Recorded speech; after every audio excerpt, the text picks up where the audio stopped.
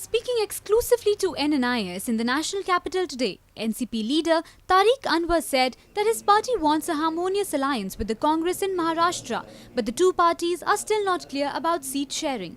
The NCP leader also lashed out at the new BJP leader and Prime Minister Narendra Modi for concerning party patriarch LK Advani and other stalwarts. Anwar said it is a shame that the BJP leaders who have risen to power in the recent past are sidelining the ones who made the party what it is today. He also alleged that it is clear before the public that Modi is settling old scores with Advani. ये तो बहुत पहले तय हो चुका था। अडवाणी जी का और जोशी जी का और ऐसे तमाम सीनियर लीडर्स का भविष्य जब नरेंद्र मोदी जी को प्रधानमंत्री के रूप में पेश किया था आरएसएस ने, तो ये तय कर दिया था कि इन लोगों का कोई भविष्य नहीं है और ये बात इन लोगों को समझ लेनी चाहिए थी। और अच्छा होता है कि ये सम्मानजनक ढंग से चले जाते, लेकिन जिस प्रकार से जो उनके साथ एक तरह से ये कहा जाए कि पार्टी लीडरशिप का दुर्व्यवहार हुआ है तो गलत नहीं होगा, क्योंकि अडवाणी जी, जोशी जी, ये लोग उन लोगों में हैं जिन्होंने Bharatiya Janata party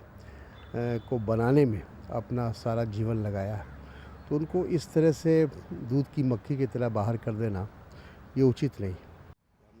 On the other hand, the NCP leader said his party workers are preparing for the upcoming Maharashtra polls but are still awaiting final decision on Congress-NCP alliance and seat sharing. देखिए, हम लोग तो गठबंधन चाहते हैं और हम लोग का प्रयास भी रहेगा, लेकिन कांग्रेस की तरफ से भी पहल होनी चाहिए और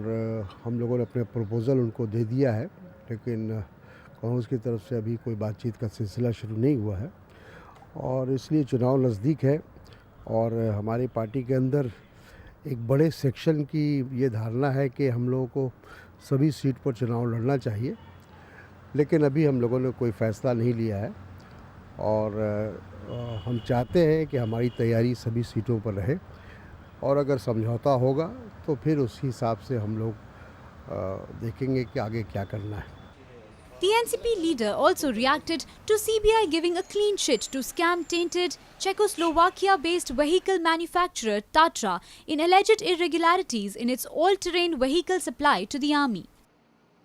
तो सीबीआई ने जो भी कहा है वो अपने एविडेंस के आधार पे कहा होगा